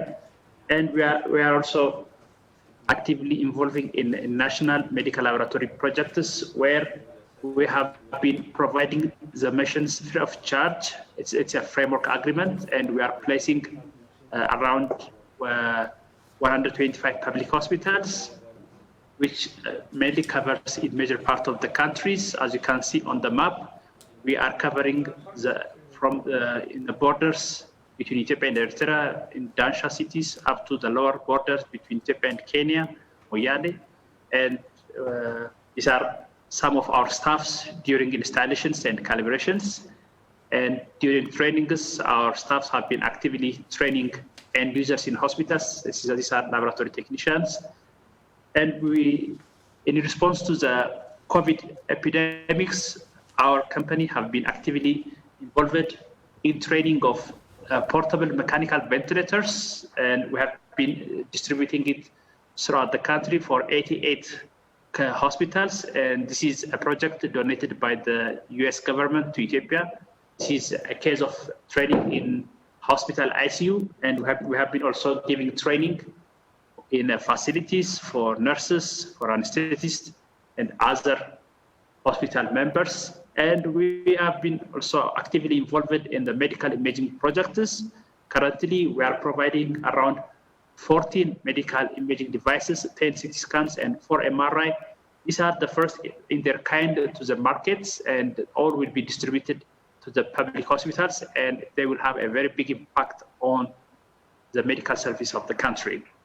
So the other big areas we are looking forward is on the healthcare policies. The Ethiopian government is looking for public-private partnership schemes, and 4 major areas have been approved, and we are waiting for their final approval from the ministries, and mainly medical laboratory, radiology, medical sterilization, and ambulance services have been already approved. And the other major advanced treatments like cardiovasculars, cancer treatments are under considerations, and ELSMED is actively doing PPP in other African countries like in Uganda, and so we are waiting for its final approval in Ethiopia. In addition to the business, ELSMED is actively involved in the corporate social responsibility. 2 months ago, ELSMED has donated 60 pediatrics beds and a infusion pump to the St. Paul hospitals. In addition, ELSMED was actively involved in renovations of the hospital toilets and kitchens in St. Paul hospitals. And ELSMED excuse me, can you summarize, please? Yeah, we are finalizing. And ELSMED is also actively involved in Shaggar projects. And this is all we have. Thank you for listening. Thank you very much for your excellent presentation and for your work in Ethiopia. Now, in this forum, we have been emphasizing one keyword, if I may say, that's partnership, long-term and sustainable partnership between our 2 countries. To speak about partnership, I'm very glad that Mr. Tomer Malha from the Cultiv-Ed Ethiopia has joined us here. Cultiv-Ed Ethiopia is already working in our country, specializing in capacity building and knowledge and technology transfer initiative with a particular focus on agricultural and water sectors. Mr. Tomer, please. Before I invite Mr. Tomer, let's watch a brief video about Cultiv-Ed.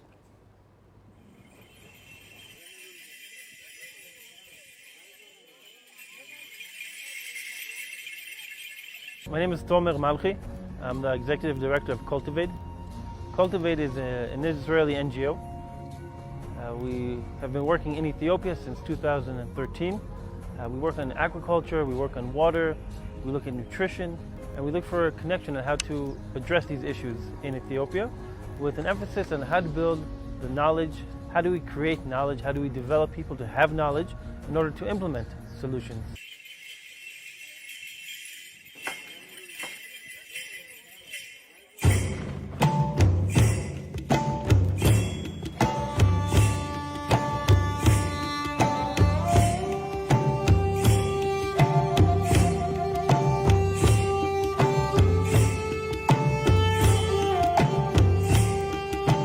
invite Mr. Malaki, Omer Malaki, to have few words about Cultiv-Ed, please. Hi everyone, my name is Tomer Malchi. I'm the Executive Director of Cultiv-Ed. We've been working in Ethiopia since 2013, really looking at how to transfer knowledge and technology from Israel to Ethiopia. And since 2013, we've been operating in Tigray and in Amhara mostly, but also in other areas. And I think what's important is that we work through field staff. We have Israelis on the ground working side by side, Israeli professionals, Ethiopian professionals, and our work is really to develop partnerships on the ground. Our partnerships focus both on man-to-man, person-to-person types of relationships, but also on organizational relationships. We have very strong networks, and I want to emphasize that we are very interested in sharing our networks. For anyone who's interested in investment in Ethiopia, our networks expand from Mekelle to Bahar Dar to Gondar, Debre Birhan, all the way to Jijiga, Hawassa.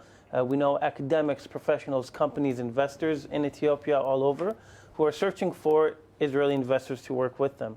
And we're happy to share our networks and to connect with anyone who is interested. From a development point of view, we work with different NGOs, with government agencies, we work with Israeli companies, and we work with local investors. Our main and our core belief is that development needs to be profitable. And this is a very important understanding that agriculture has a huge potential to be profitable. And we invite investors to come and join us in Ethiopia to see how we can make agriculture there even more profitable by focusing on developing experts, by transferring Israeli technology, by making Israeli technology available, demonstrating and training it.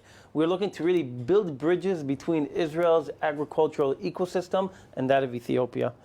Our growth in Ethiopia has really helped us develop beyond Ethiopia, as today we're expanding to other countries, including Tanzania and Kenya, as well as developing programs in Uganda. We see that there's a lot of potential here, and oftentimes between Israel and Ethiopia, there's certain issues that need to be addressed in developing these partnerships.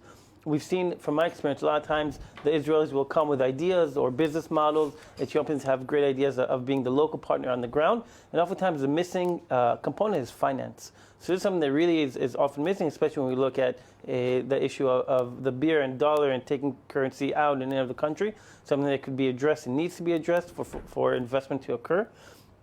We look at, from our point of view, that Israel has a lot to offer in terms of the agricultural ecosystem, where NGOs, the government, and the private sector all work together. This is what we do in Ethiopia to try and develop these types of models that we can integrate the universities, agricultural research institutes, and support the private sector. In general, in Ethiopia, you think of small farmers as being the majority, but this is changing. And slowly we see that more and more farmers are becoming larger farmers, investors who are coming in. We can look at Raya Valley, we can look at ZY, and we see that this is where Ethiopia is going. So people who are investing now in different types of partnerships on the ground, and this is also looking at Bahar Dar in the Gojam region, or looking at Shoa Robit near Debre Birhan in North Shoa, there is huge potential. And we invite investors, agricultural companies, agricultural startups to come look at Ethiopia, come with us. We're there on the ground, we're working, implementing these technologies, and we're definitely interested in having more partners work with us.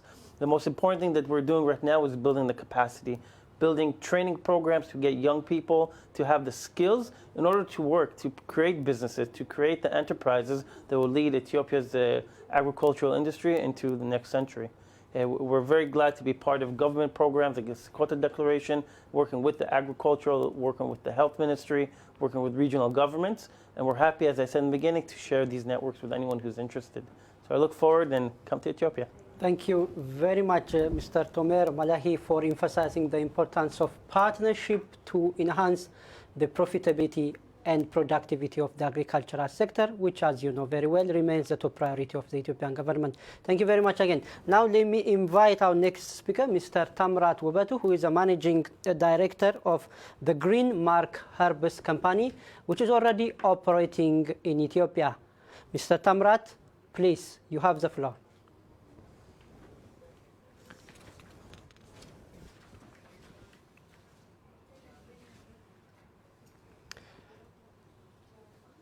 now, allow me just to make a little bit of adjustment. Let me invite Mr. Sari Sagiv, who is one of the top human genetics and immunity experts in Israel.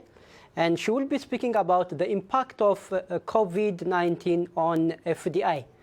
Mr. Dr. Sari, please, you may proceed. Hi, thank you. Please let me share my my short presentation.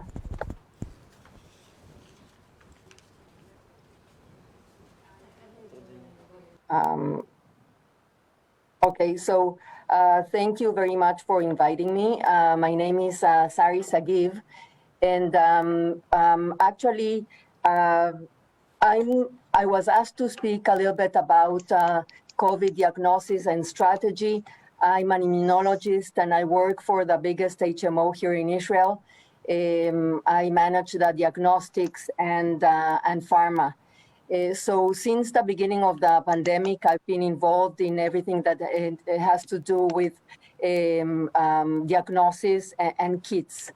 I was cut in time. I thought I had more time in order to tell you about the different diagnostic kits, which are doing a lot of confusion all over the world. So I will be very short. You have my phone number at the end of the presentation and the contact information. So if you are interested in hearing more, let me know. Let me start. Actually, when you want to test, evaluate, or diagnose COVID-19, there are actually two types or two targets in order to do this. The first target is actually in order to see if the person has the virus. And the other target is to know if the body of the subject has already reacted, if his immune system has reacted to the virus. So let's see the different methods that you can use in order to do this. In order to detect whether the subject has the virus, you can do what is called a PCR, which is a very well-known technology, and that's the gold standard that you use today. And I will discuss about this as well. And you have the antigen test, which are new kinds of tests. If you see here, you can see that actually the PCR tests the RNA or the nucleic acid inside the virus. It actually, what it does is to amplify it, so you can see very early in the infection whether the person has or not the RNA. And the antigen test actually tests whether you have in your nasopharyngeal or blood, if you have some proteins, for example, the spike protein that's very well known in the membrane of the virus. So both test if you have the virus. The other target, as I said, is to see if the body of the person has already antibodies, which are called IgM or IgG, depending on when do you test them, which is when you are sick, your body starts reacting in order to combat a disease. And the immune system, the B cells of the immune system, start creating these antibodies which neutralize the disease. So this one you can do also as ELISA method, or you can do rapid tests. So this graph I did, and it's very important to understand in order to see when and where should you do each one.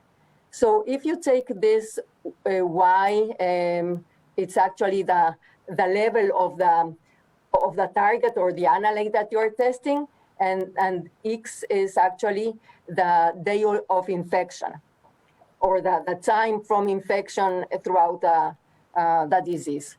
So if you take a look here, you see in red that the virus actually starts from the moment of infection. So the first that you can detect is the virus in the nose or the throat. And you can see here the PCR is a little bit more accurate or more sensitive than the antigen. So you can see them already in the first week. Now, the IgM starts, that's the antibodies, they start from day of infection, but actually you can see them only after 1 or 2 weeks, and they disappear afterwards. The IgG, which is another kind of antibody, and it's very, very important, starts in the first week, and it stays in our body and does not disappear. And this is the reason why we can see if the person is immunized, because we can check the person in the middle of the disease, and we can see actually when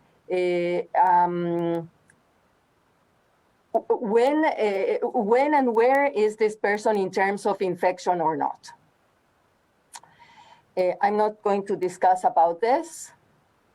The PCR, of course, you know. What I do want to say is that the PCR has a lot of the advantages because you can test it early in infection and can be very sensitive, maybe too sensitive. The problem is that it requires very good swabs. It's not always very accurate. It requires a lot of employees doing the complex extraction of the RNA. It's very expensive, and it takes a lot of time in order to take the samples to the lab, for all the process to be done, and then the response could take from hours to days in order to Dr. get Sari, excuse me, you may summarize your presentation, please. Sorry, I thought I had 7 minutes. Apologies, just due to shortage of time for interrupting you. Please, you may conclude your presentation, please. Well, what I wanted to say, actually, if I don't have that time in order to explain each of the tests and why the plus and the minus of each one, what I wanted to say is that the best strategy today is to combine the antigen and the antibodies test, because that way you have, well, it's very difficult to say without explaining everything, but it's very important to understand that they are very expensive and there are very cheap ways of diagnosing COVID. And the best way in order to be sure that you know exactly how to screen the population is to use the rapid and cheap and accurate test tools in order to check the symptomatic population and see who is where in the disease. There are many ways that you can do this. I'm not going, of course, to get into this, but you can see that we have developed several strategies in order to test the whole population. I am sorry that I don't have more time in order to explain everything. Me too. I'm very sorry that I'm really interrupting you, but we have enjoyed your presentation, and then we will come back to you on the question and answer session. Again, Dr. Sari, much appreciated. Now, without further ado, we have resumed connection with Mr. Tamrat, who is the CEO of Herbert Green, Mark Herbert. Mr. Tamrat, I hope you can hear me, and then let me give you just 2 minutes to give us the highlight of your company. Please, Mr. Tamrat. Okay. Actually, good morning, good afternoon. My name is Tamrat Brhanu. I'm an Ethiopian-born and Israeli citizen. Our company is in partnership with Mr. Mark Gelfand and me. We started the project in 2010. Actually, we established the company in 2006, and since until we get the land and so on, it takes some time, which is now the new investment rule regulation that will make easier to do business in Ethiopia. So we currently have 2 projects in Ethiopia. One is in Nawasa, the other one is in Holeta.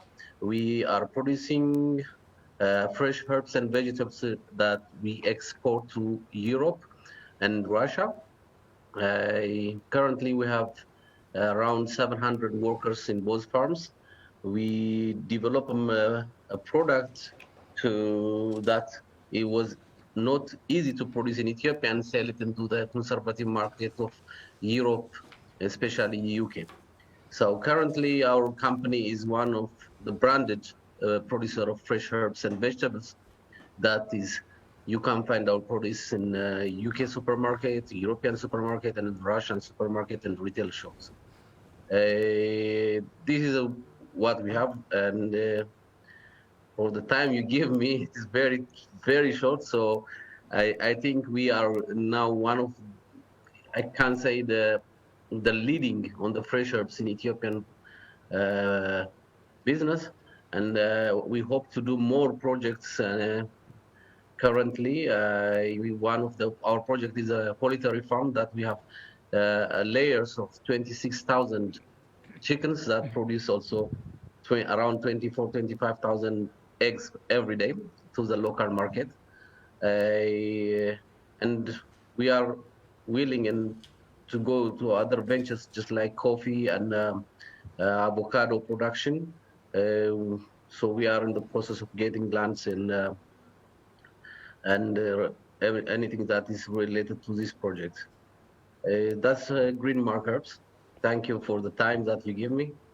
I hope you enjoy my presentation. We did enjoy your presentation, Mr. Tamrat. It was brief but comprehensive. Thank you very much again for joining us. Really appreciate. Now, Dr. Ayala Whitner, COO of Israel Africa Chamber of Commerce, is with us to talk about the impact of COVID-19 on foreign direct investment and the way forward for recovery. Dr. Ayala, thank you very much for joining us. Please. Thank you. I am sure that we can all look back fondly at the time when Corona meant a delicious beer served chilled with a slice of lemon, and not at the manic worldwide pandemic that has taken the lives of over 1.7 million people. The coronavirus has made us all ask the question, what is the price of globalization, as it can be seen in Europe? The virus has shown us that we need to maintain borders, limit dependency on other countries, and maybe more toward self-reliance. Despite financial constraints, Ethiopia has managed to keep its COVID-19 cases to a minimum, with 1,800 deaths out of a population of 100 million. The government's rapid response, including house-to-house screenings and diagnostic testings, were crucial in stemming off outbreak. From the start, Prime Minister Abiy Ahmed governments understood that Ethiopia's success is combating COVID-19 would expect not on the number of respirators it had, but on the public health measure taken to contain the virus spread. His government also wanted to prevent serious damage to one of Africa's fastest growing economy, which expanded at a 10% average annual rate in the last decade, but remains vulnerable. Safeguarding this gain prevent job loss and ensuring firm surviving was critical. I would like Dr. Gadi Ravid to join us. Dr. Ravid is Dean of School of Management at Netanya Academic College and member of executive at Israel Africa Chambers of Commerce. Dr. Ravid, please talk to us about the effect of COVID-19 on world management.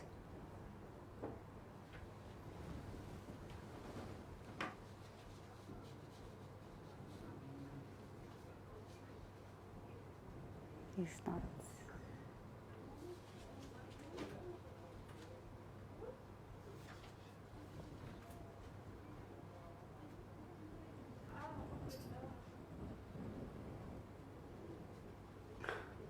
Have you joined us, Doctor? Oh, yes, I'm here. Please can continue. You hear me? Yes, we can hear you. Please continue. Okay, you can hear me.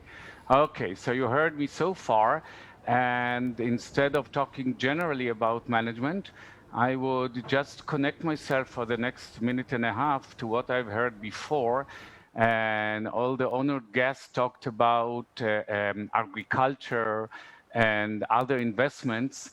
And I think that what I allow myself and everybody who's involved in management, and I have a large experience in consulting and management, is to help people to manage their small businesses in order to make them bigger.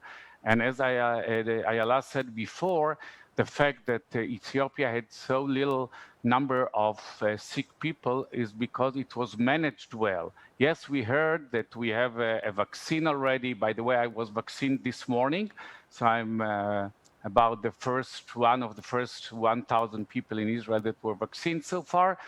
But if you manage it right, you can manage epidemia, you can manage your organization. And I think that we'll try to push investment in studies, training, management training, and higher education for people on both countries. And I think that in Israel, we have a lot of things that we can compare, and we can help Ethiopia in this thing. So instead of staying as a small farmer, people can become very large farmers and enjoy the advantage of being part of a bigger company rather than a small agricultural farm for each family. So we had a lot of things we can offer you and we can present in terms of management, but I'm sure that we don't have time for that. So just want to say that management is a tool that many times we try or we tend to ignore. If we don't ignore it in this case, we'll be very successful in businesses. So thank you very much for having me, and I hope to meet you all next meeting in Ethiopia, in Israel, wherever. Thank you very much.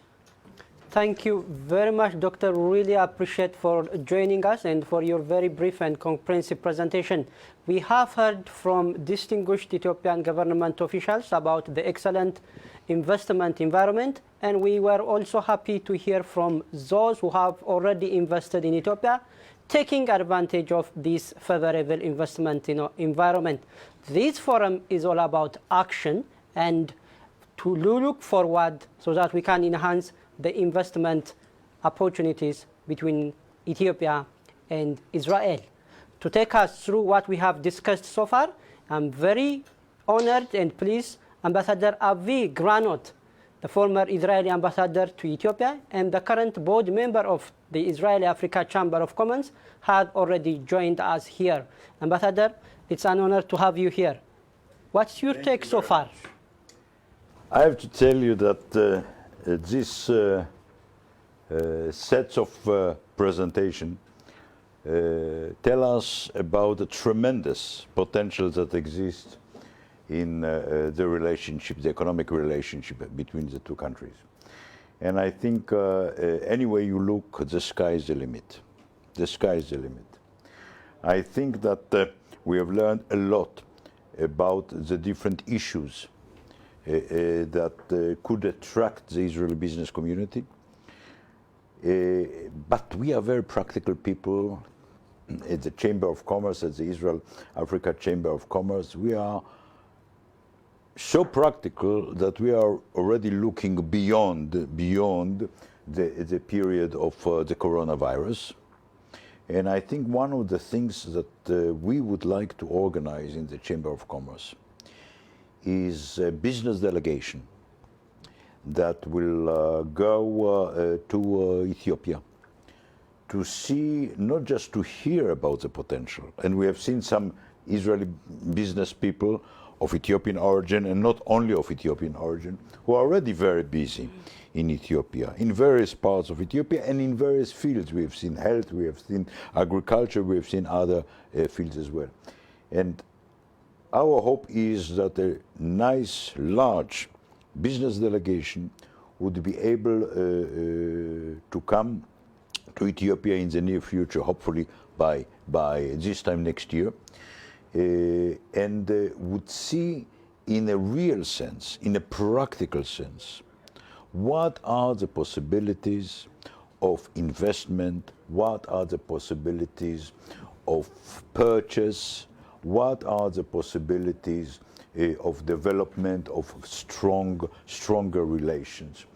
I can tell you that I've visited not long ago, before the corona, I visited Ethiopia.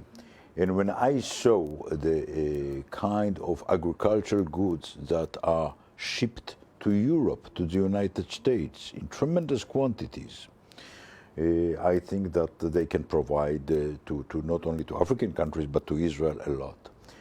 And I have one more challenge that I see as a personal challenge for my years in Ethiopia, and this is Ethiopian coffee.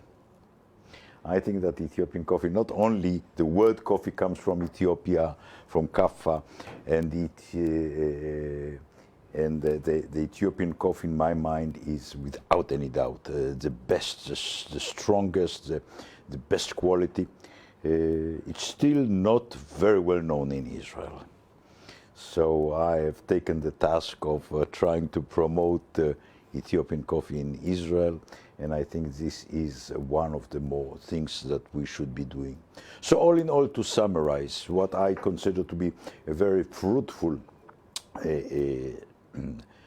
event, I believe very, very strongly that if we can show on the ground the possibilities, if we can talk to the actual people who are on the ground, if we try to avoid the kind of complex bureaucratic issues that do exist in all countries and serve well, I think we could come to really, really see a very, very strong and fruitful relations between our two countries, countries that have relationships for how long? 3,000 years 3,000 about? years. Yes, 3,000 years.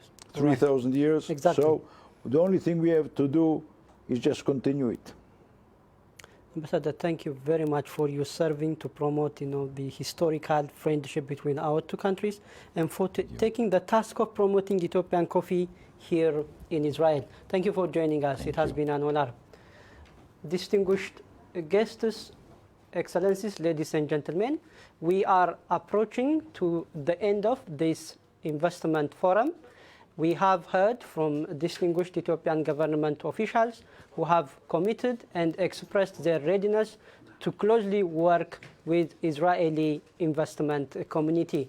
Ethiopia remains open for investment, and to tell us how the Ethiopian embassy here in Israel would continue to collaborate with our Israeli business community, I am honored and pleased to invite His Excellency Ambassador Reta Alemu Nega to summarize as well as to thank all our speakers and participants. Ambassador, you may proceed. Thank you very much. I would like first to thank you for taking this important venture to moderate our event today. I would like to begin by expressing my appreciation for all participants, especially we are now still in the presence of Her Excellency Wezir Tzion Taklu, the State Minister for Ministry of Foreign Affairs, for her presence and for her keynote speech. I would like also to thank Ambassador Rafael for his participation and also his excellent remarks. I would like to express my appreciation to the Israeli Africa Chamber for joining us today in partnering to organize this important forum.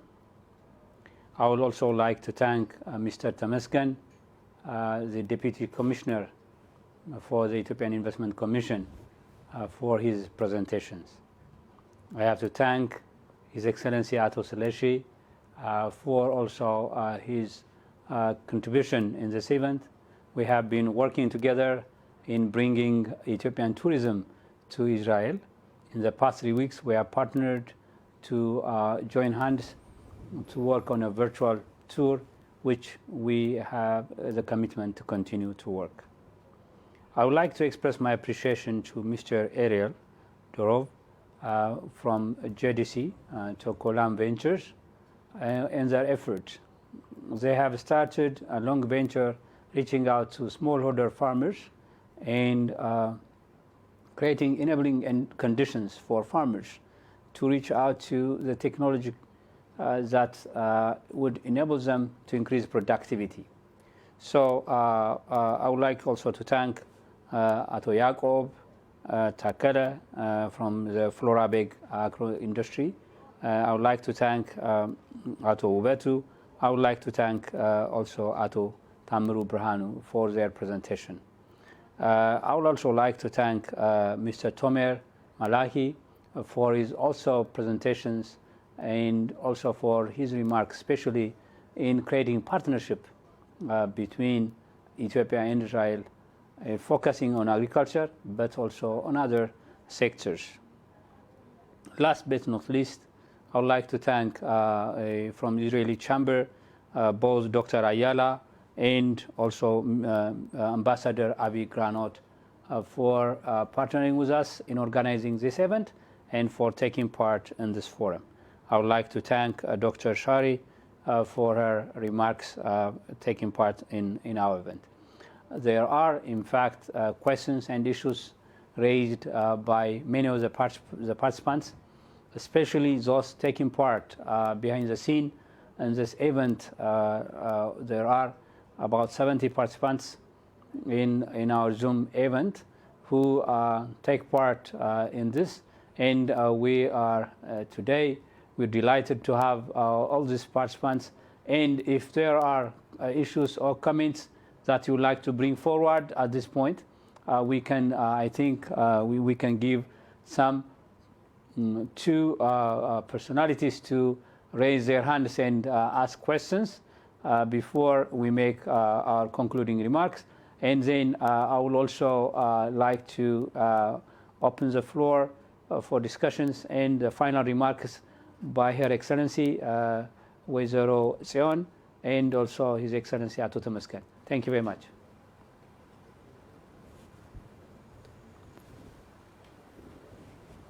Questions and answers, whoever the moderator has the mandate to give the floor for those who are raising a hand. Excellency, thank you very much for your vote of thanks, and of course, we would be more than happy if there are any, questions from our distinguished participants before I invite Her Excellency to give us her concluding remarks.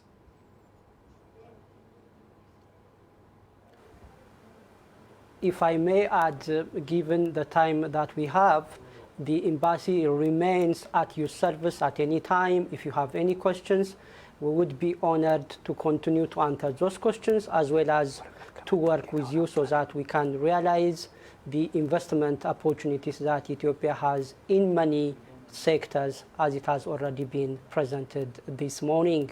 Now, it's my singular honor and pleasure to invite Her Excellency, the State Ministry of Foreign Affairs, to make her concluding remarks. Excellency, the floor is yours, please. Thank you very much.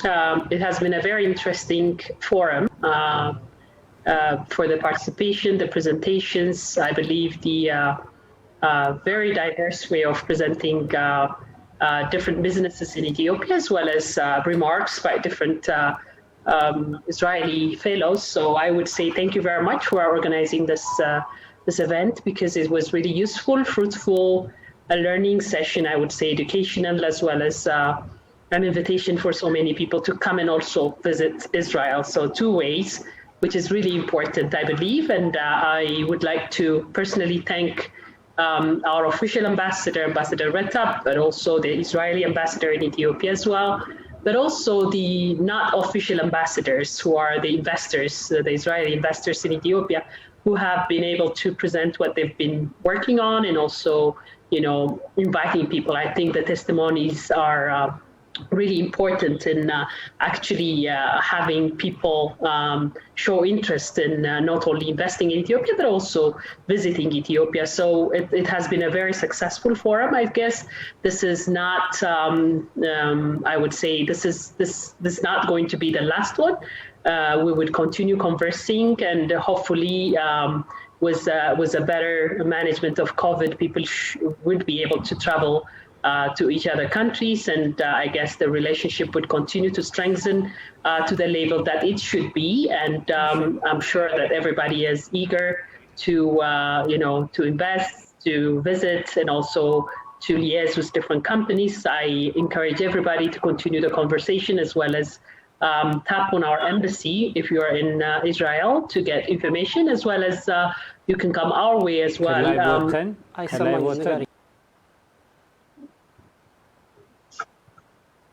Excellency, thank you very much for joining us, for your keynote speech, as well as for your concluding remarks. As you rightly mentioned, this is just the beginning, and we'll continue not only the conversation, but also the partnership.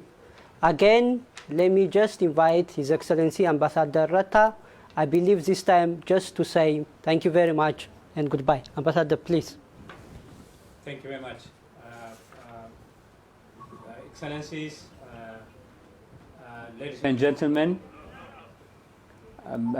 in fact, many investors and Ambassador Morab has raised that there are key issues in investment projects and the implementation process, like access to foreign exchange, lack of certain services, like an absence of oversight in some of the works.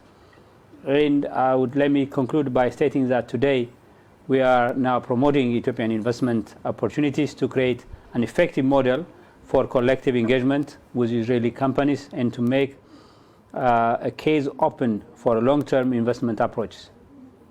I would like to thank Her Excellency Wazir Zion and all who take part in this forum.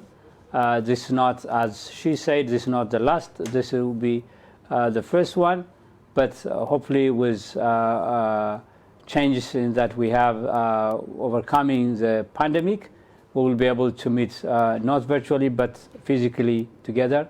Thank you for joining us today. Thank you for all of you. This will bring a conclusion to our forum today. Thank you very much. Thank you.